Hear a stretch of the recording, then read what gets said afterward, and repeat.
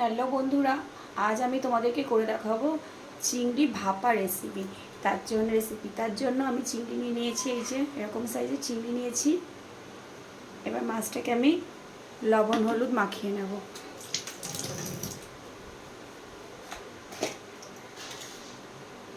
দিয়ে দিচ্ছি লবণ,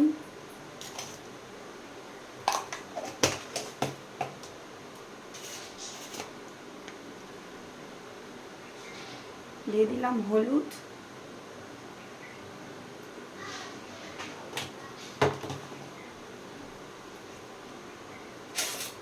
এবার ভালো করে মাছটাতে নুন হলুদ লবণ হলুদটা মাখিয়ে নেব।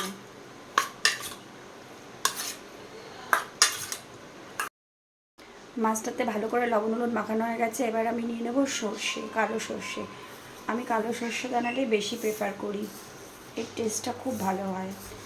আর একটা কথা বলে দিই বন্ধুরা, চিংড়ি মাছগুলো যখন আমরা পরিষ্কার করব তখন অবশ্যই যেন পিঠের নাড়িটা ভালো করে ফেলে পরিষ্কার করে দেওয়া হয়, ওটাতে কিন্তু মারাত্মক ক্ষতি হতে পারে। তো এবার আমি এই সর্ষে কাঁচা লঙ্কাটা, একটা কাঁচা লঙ্কা নেব। সর্ষের সঙ্গে নিয়ে নিয়েছি এতগুলো কাঁচা লঙ্কা। এবার পুরোটা একসঙ্গে মিক্সিতে ভালো করে মিহি করে বেটে নেব, সামান্য জল দিয়ে ভালো করে মিহি করে বেটে নেব। এই মশলাটা বেটে আমি ফিরে এলাম। দেখো মশলাটা পুরো মিহি করে বেটে নিতে হবে। মিক্সিটা নিচে নামিয়ে রাখি। এবার আমি যে বাটিটায় বসাবো সেই বাটিটা নিয়ে নিলাম। প্রথমে মাছগুলো সব বাটিটায় দিলাম।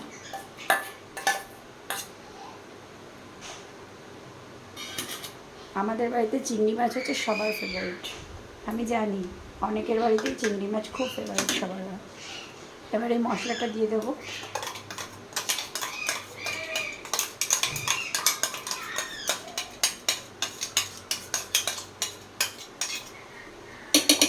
অনেকে, আমি জানি অনেকে হয়তো সাদা শস্য প্রেফার করে, বাট আমার সাদা শস্যের থেকে কালো শস্যটাতেই মনে হয় যেন ঝাঁজটা বেশি হয়।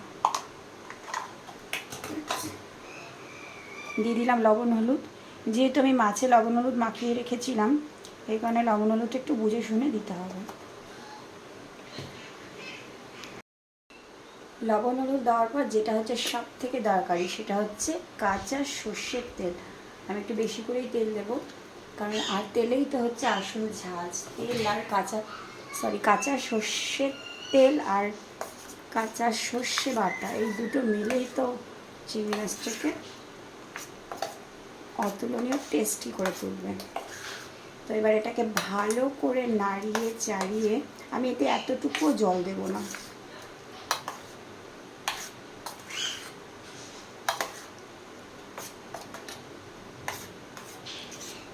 ভালো করে এটাকে মাখিয়ে, তো ভালো করে মাছটাকে মশলার সঙ্গে ভালো করে মাখিয়ে এবার এর উপর ছড়িয়ে দেবো 4টে চিরা কাঁচা লঙ্কা। কেউ চাইলে এর উপর ধনে পাতাও ছড়াতে পারো, কিন্তু আমি ধনে পাতা ভালো খাই, বাট যেহেতু তোমাদের দাদা খায় না এই কারণে আমি ধনে পাতাটা দিই না। এবার বাটিটাকে ভালো করে আটকে দেবো। আর যে বাটিটাকে আমি বসাবো তাতে জল নিয়ে নিয়েছি।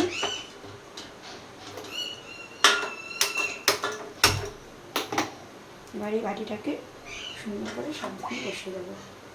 খেয়াল রাখবে অবশ্যই বন্ধুরা যেন এর মধ্যে জল ঢুকে না যায়, মানে বাটির কানা পর্যন্ত যেন জল না হয়। এবার এটাকে